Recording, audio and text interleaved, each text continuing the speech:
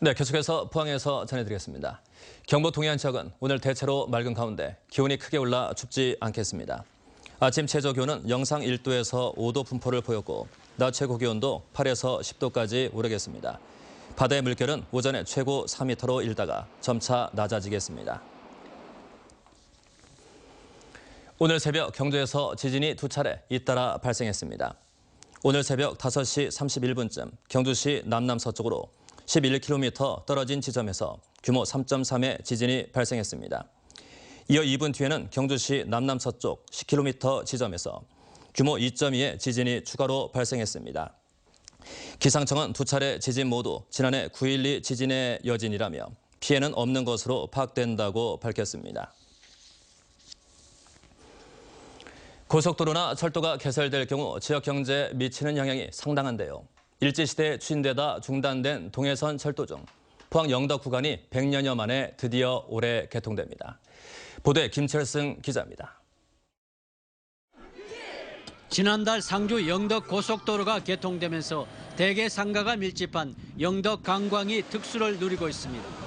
주말은 차량이 꼬리를 물고 평일 오후에도 늘어난 손님들로 대개가 부족할 정도입니다. 예상했던 것보다 손님들이 너무 많이 오세요. 수도권에서도 오고 계시고요. 그래서 개가 지금 딸려서 장사를 어떻게 해야 되나 싶을 정도예요. 지난 2015년 포항 서울 간 KTX가 개통되면서 지난 한 해 포항역 이용객이 200여만 명, 하루 평균 5,500여 명에 이르고 있습니다.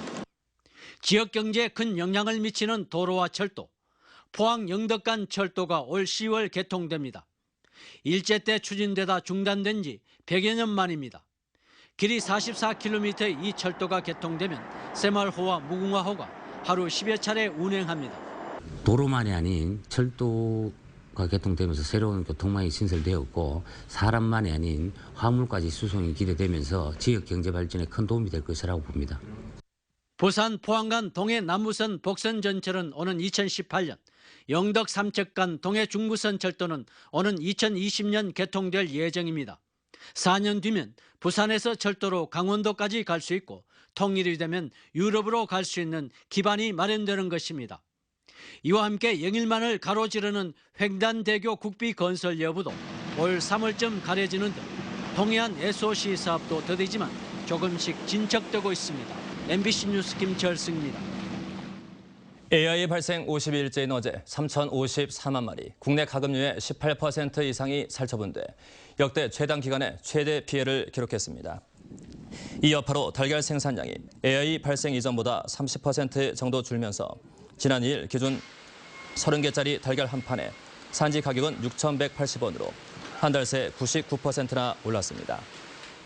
또 농가에 지급된 생계 안정 자금과 연관 산업 파급 비용까지 합치면 피해 규모는 1조 원에 육박할 것으로 추산됩니다.